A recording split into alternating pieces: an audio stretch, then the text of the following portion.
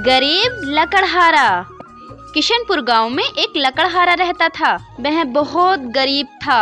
लकड़हारा पास के एक जंगल से लकड़ियां काटकर उन्हें शहर में ले जाकर एक सेठ के पास बेचता था। उन लकड़ियों को बेचकर लकड़हारा अपने परिवार का पेट पालता था। कुछ दिनों के बाद में जंगल की सारी लकड़ियां खत्म हो जाती हैं। अब मैं क्या करूंगा? जंगल की सारी लकड़ी तो खत्म हो चुकी हैं। मैं अपने परिवार का पेट कैसे भरूंगा? लकड़हारा घर जाकर देखता है उसकी बीवी बच्चे भूखे बैठे थे। घर में खाने तक को राशन नहीं था। ऐसे हम कब तक भूखे बैठे रहेंगे?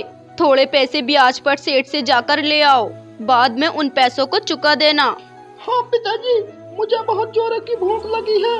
अपने परिवार को भूखा देखकर लकड़हारा ब्याज पर पैसे लेने के लिए सेठ के पास चला जाता है। सेठ जी, जंगल की सभी लकड़ियां खत्म हो चुकी हैं। मुझे थोड़े पैसे ब्याज पर चाहिए। कुछ दिनों के बाद मैं सूद समेत वापस लौटा दूंगा। पैसे? वो भी तुझे? अरे किशोर, जब जंगल की सारी लकड़ियां खत्म हो चुकी हैं तो तू मेरे पैसे वापस कैसे लौटा देगा? जाओ बाबा जाओ, पहले लकड़ियां लेकर आओ, उसके बाद में पैसे मिलेंगे। बेचारा लकड़हारा उदास मन लिए घर लौट आता है। अरे शारदा, सेठ ने भी पैसे देने से मना कर दिया। अब तो मुझे दूर के जंगल से ही लकड़ियां काट कर लाना होगा, नहीं तो हम सब भूखे मर जाएंगे। नहीं नहीं, तुम वहाँ मत जाना। लोग कहते हैं वहाँ का जंगल बहुत खतरनाक है। शारदा, तुम चिंता मत करो, मुझे कुछ नहीं होगा। अपने परिवार को समझाकर लकड़हारा जंगल की ओर निकल पड़ता है। उसके पास कोई दूसरा रास्ता भी तो नहीं था। लकड़हारा जंगल पहुंचकर देखता है वहाँ बहुत सारी लकड़ियाँ थीं। लकड़हारा डरते डरते ढेर सारी लकड़ियाँ काटकर ले आता है और उन लकड़ियों को शहर में बेचकर अपने परिवार के लिए राशन ले आता है। अगले दिन लकड़हारा फिर उसी जंगल में लकड़ियाँ काटने जाता है। तभी वहाँ पर एक खतरनाक चुड़ैल आ जाती है। लकड़हारा डर के मारे कांपने लगता है। ये मेरा जंगल है, तुम यहाँ से लकड़ियाँ मत काटो, नहीं तो मैं तुम्हें मार डालूंगी। किशोर चुड़ैल की बात सुनकर वहाँ पर अपनी लकड़ियाँ फेंककर जंगल से भाग आता है। अपने पति को खाली हाथ देखकर उसकी पत्नी शारदा उससे पूछती है, क्या हुआ, आज तुम खाली हाथ वापस आ गए? लकड़ियाँ क्यों नहीं लेकर आए? अरे शारदा, तुम्हें क्या बताऊं, जैसे ही मैं लकड़ियां काट रहा था तभी एक खतरनाक चुड़ैल मेरे सामने आ गई। अगर मैं वहां पर लकड़ियां काटता तो वो चुड़ैल मुझे मार देती। शारदा, अब क्या होगा?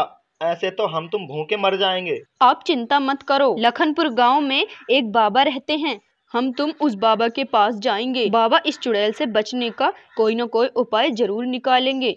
लकड़हारा और उसकी पत्नी शारदा साधु बाबा के पास चले जाते हैं और अपनी सारी बात साधु बाबा को बता देते हैं।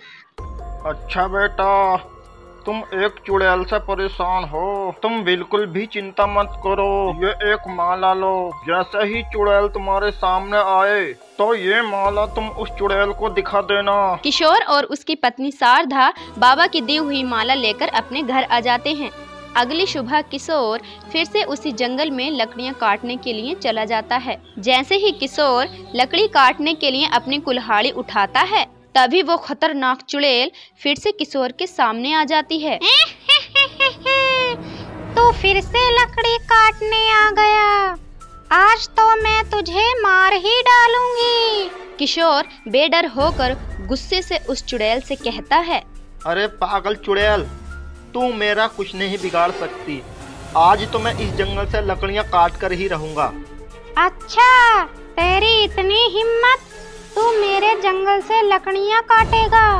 मैं तुझे अभी मार डालती हूँ। चुड़ैल जैसे ही किशोर को मारने के लिए आती है तभी किशोर बाबा की दी हुई माला उस चुड़ैल के सामने कर देता है। फिर क्या, जादुई माला की शक्तियों से चुड़ैल वहीं पर मर जाती है। लकड़हारा हंसने लगता है और ढेर सारी लकड़ियां काट कर अपने घर ले आता है। इसी तरह लकड़हारा पहले की तरह रोज लकड़ियां काट कर लाता और अपने परिवार का अच्छे से पेट पालता।